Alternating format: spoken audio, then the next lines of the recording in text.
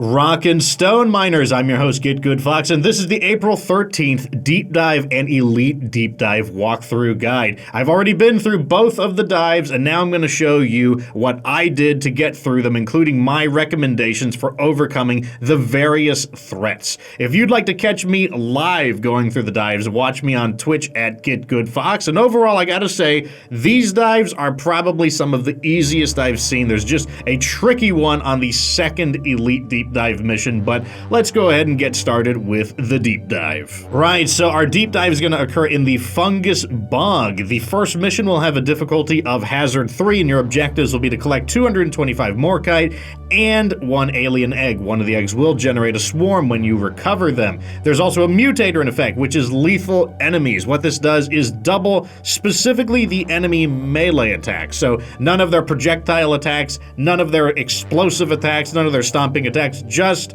melee damage is doubled. And overall, this should feel like a very routine mining expedition. Yes, the enemies do twice as much damage. As long as you don't go wandering off on your own and get ambushed, it shouldn't be a problem. You stay together, combine your firepower, and the enemy's low density on Hazard 3 will work against them where they won't really be able to get into melee combat. Moving on into Mission 2, difficulty is now Hazard 3.5. Objectives are to refine liquid Morkite and collect 2 more alien eggs. One of them will create a swarm, and once again there's a mutator. In fact, this time it is low gravity. What this means is you can jump higher and your jumps are floatier, meaning you will fall slower. You can still take falling damage. You can even die still, but you do need to fall a much farther height than normal. It also affects certain things, like you can throw things farther and stuff like that. And overall, this is going to make the mission a breeze. It's very simple. The map isn't too big. It's not too hard to locate the pumps and connect the pipes. And when the enemies attack, you can now just jump around like a maniac and easily evade the enemies. There's plenty of nitra in the mission, so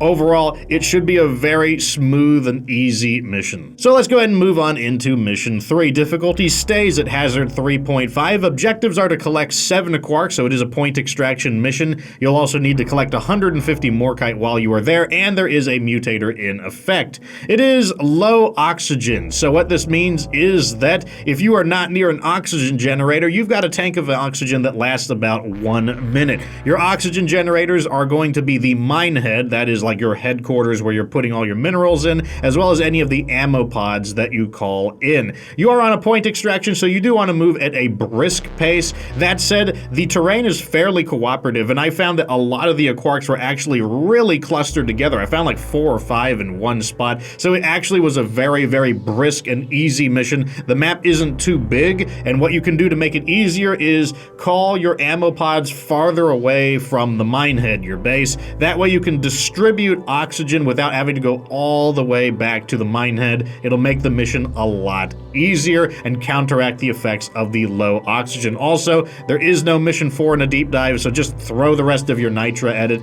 Use the ammo, use it for healing, use it for oxygen, and I think you're going to find that this is a very easy Mission 3 and a very easy deep dive overall. So let's keep up this momentum and go right on into the Elite Deep Dives, which will occur in the Crystalline Caverns. And I'm going to tell you right now, this Elite Deep Dive isn't that bad. Mission 2 is rather tricky, but Mission 1 and 3 are actually pretty smooth. So Mission 1 will have a difficulty of Hazard 4.5. Your objectives will be to collect 250 Morkite and recover a black box. This is a deep dive exclusive objective, and it's basically the same thing as the final section of the Salvage Ops mission, just one part of it though. You basically have to repair the black box, and when you do, there will be a green field. You have to stay inside to capture it until the bar fills up, and then you're good to go.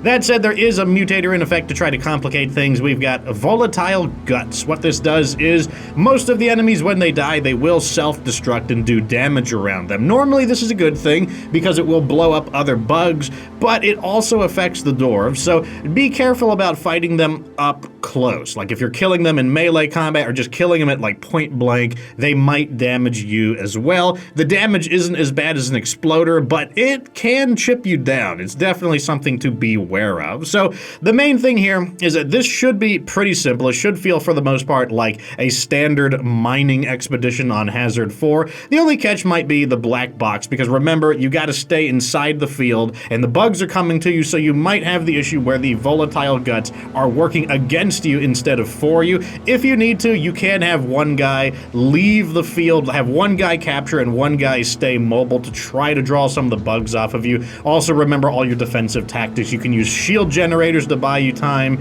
turrets, proximity mines, lures. Go ahead and summon an ammo if you feel a little bit pressured. It's not that big of a deal. Just try not to let the enemy get into close combat. One thing to note is that I did have a bulk detonator up here. I was pushed off the objective briefly, but as long as you focus fire the bulk detonator down, it shouldn't be too big of a deal. Just react quickly, call it out. It might not spawn for you. It might have just been my experience in particular. It's just something to be aware of. All right, though, so let's move on into mission 2. This is the tricky one, and if you're going to lose, you're probably going to lose here, so listen up. Mission 2, difficulty is Hazard 5. Objectives are to collect 4 alien eggs. One of the eggs will generate a swarm, and you'll also need to kill a dreadnought. It will specifically be a hive guard.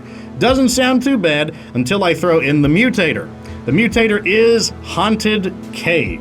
If you've never done this one before, well, get ready. What it does is spawn in shortly after you begin the mission a ghostly immortal bulk detonator that will chase you and try to blow you up with its fire stomp throughout the entire mission. It is completely immortal and cannot be killed, though it can be affected by slowdown attacks. Not really something that I used against it, but you just have to deal with it. It is going to be like having a bulk detonator chasing you throughout the entire experience. In fact, that's exactly what it is. So the way you're going to lose is by panicking and having this guy stomp your face. So how do you deal with it? One, you already know that you got to deal with this now, so good on you. The second thing you're going to do is create a room that you can just run around in circles on to kite the cave horror. Kiting means to basically have it follow you, and you're just going to waste its time running around in circles safely. The starting room is pretty good for it, if not for the fact that the terrain is a little bit fractal and dilapidated. So what I did was, as an engineer, I created bridges out of platforms that allowed me to very easily, without any skill, make sure it's a very nice, clean bridge, create several of them, create as many as you need, make some bridges so that you can easily run in circles and escape the cave horror. While you're doing this, one of you will have the job to monitor the cave horror and kill the bugs. The other guy, when the cave horror isn't chasing him, will go and complete the objectives. If you're playing by yourself, you can just send Bosco out to go recover the eggs for you while you run around in circles, avoiding the cave horror. So that part isn't too bad, as long as you maintain your discipline and create a nice arena to run away from the cave horror. However, one of the snags in this plan will appear when the hive guard shows up. So the hive guard can shoot fireballs at you, and the fireballs will deform the terrain, blowing chunks of it away. What that means is it could blow up your bridge, and with the bridge blown up, that increases the odds of you making a mistake, falling down, missing a jump, getting stuck, and this will cause panic, this will cause bad decision making, this increases the probability of you getting killed, probably by the cave horror due to panic. Panic and a lack of discipline is your enemy in this mission. So as the hive guard destroys the terrain, whoever is good at replacing the terrain or drilling through the terrain to keep it smooth, it'll be their job to either patch the terrain back up or drill new nice tunnels or ramps to keep the circular, either clockwise, counterclockwise movement of kiting the boss and the cave horror smooth. Do that and you should be able to beat the boss no problem, especially if you bring a few anti-boss weapons, mainly weapons that do damage to the boss even if you don't hit its weak point. So you could do something like the sludge pump, you could do something like the Colette wave cooker with the contagion transmitter, something like the shard diffractor. All of these weapons can do damage to the boss even if you don't hit them in the armor. You'll still need to hit the little weird like organ nodules, but otherwise you don't have to hit the weak point to actually do damage to its health. Do this, be patient, be disciplined, and you'll be right through mission 2. Alright though, it's back to Easy Street. Yes, the third mission is really not that bad. Mission 3, difficulty is Hazard 5.5. The objectives are refined liquid morkite, so it's an on-site refinement mission. You'll also have to collect 2 alien eggs. One of the 2 eggs will generate a swarm, and there is a mutator in effect, which is low oxygen. What that means is that you've got an oxygen tank that lasts about a minute, and if it runs out, then you start taking a ton of health damage. To stop that from happening, you got to go to an oxygen generator. Your oxygen generators in this mission are going to be the morkite refinery itself and any ammo pods that you call in.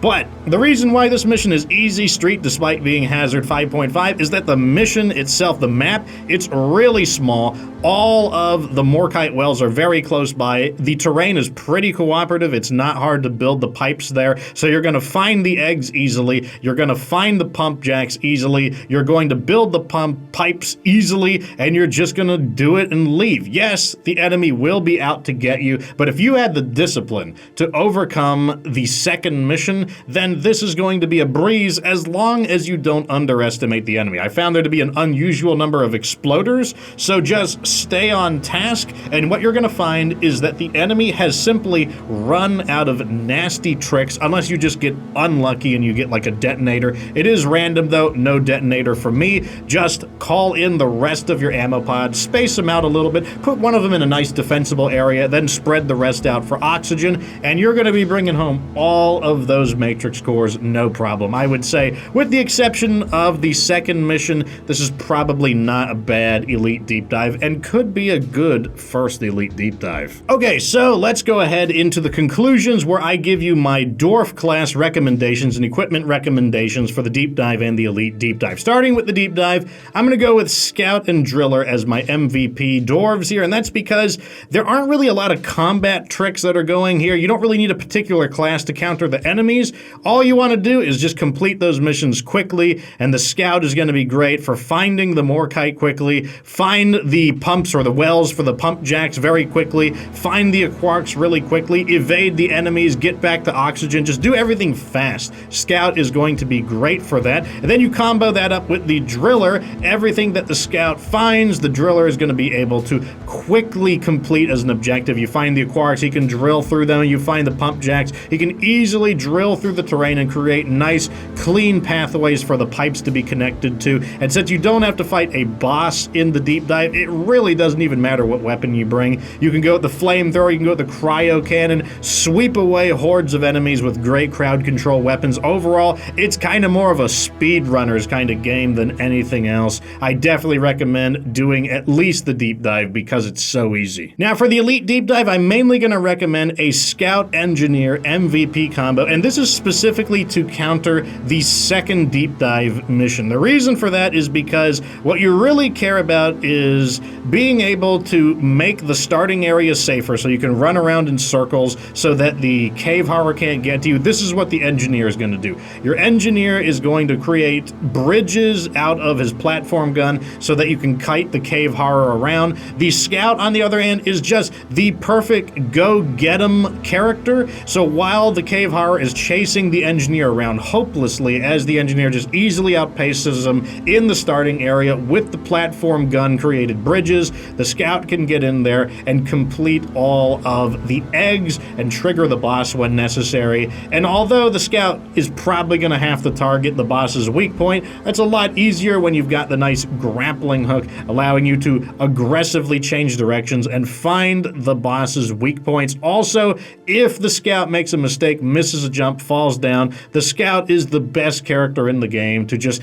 get out of a situation like that by just grappling onto a cave wall and pulling himself out of that situation. Overall, I think that is going to give you the best chances for overcoming the only trouble mission, and then otherwise, the Scout Engineer is just a great combo in general. Find resources, shoot a platform up, the Scout grapples onto the platform, gets the resources, the Engineer compensates for the Scout's lack of defensive capability during the black box. You got the turrets, the lure grenade, proximity mines, your choice of it, and so they're going to complement each other just perfectly. It's going to be a great combination, especially for outsmarting Mission 2. Anyways, Rocket Stone, everybody, thank you for tuning into this week's walkthrough guide. Come back next Friday, and I'll have another walkthrough guide for the next week of Deep Dive and Elite Deep Dive. And of course, remember, if you want to see me play live, where I actually get all this footage and formulate my strategies, catch me on Twitch at GetGoodFox.